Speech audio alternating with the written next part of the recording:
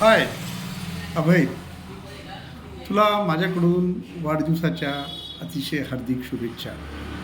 अभय, तुझी आठवण आली ना की कॉलेज जीवनामधील अतिशय स्लिम स्मार्ट हसतमुख बोलका अभय हा आठवतो. अभय जरी माझा फर्स्ट इयरला रूम पार्टनर नसला तरी अभयची रूम ही आमच्या जवळच होती. त्याच्यामुळं अभयचं आणि आमच्या म्हणजे वर्गामध्ये भेटी, बाहेर भेटी, म्हणजे एक जस्ट रूम पार्टनरसारखंच होतं नातं.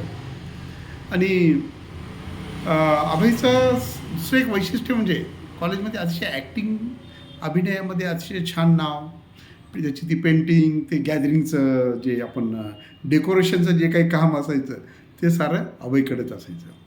कॉलेजची टीमचा ओपनिंग बॅट्समन असणारा अभयला एक मित्र जमवण्याची एक वेगळी हातोटी, वेगळी कला त्याच्याकडे होती. त्याच्यामुळं वर्गातल्यांच्या सोबतच सिनियर मंडळीमध्ये सुद्धा अभयची मित्र कंपनी ही फार जास्त राहायची.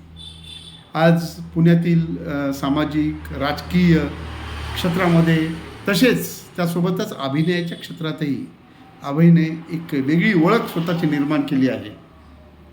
आणि बऱ्याच जणांना आपल्या आवडीच्या क्षेत्रामध्ये काम करण्याची संधीही जास्त भेटत नाही, पण अभयनं ती स्वतः निर्माण केली. अनेक सिरियल्समध्ये, मराठी इवन चित्रपटामध्ये, नाटकांच्यामध्ये पण अभयनं अतिशय छान आपले योगदान दिलं. आणि अशा या आपल्या सर्वांच्या लाडक्या दादाला म्हणजेच अभयला वाढदिवसाच्या शुभेच्छा देताना मला असं म्हणावं असं वाटतं, अभय वाढदिवस तुझा आहे आमच्यासाठी फार खास. अभय वाढदिवस तुझा आहे आमच्यासाठी फार खास. भावी आयुष्य अजून सुख समृद्धीने तुझं फुलून येणार, हाच आहे आम्हा सर्वांना मनातून विश्वास. हाच आहे आम्हा सर्वांना मनातून विश्वास.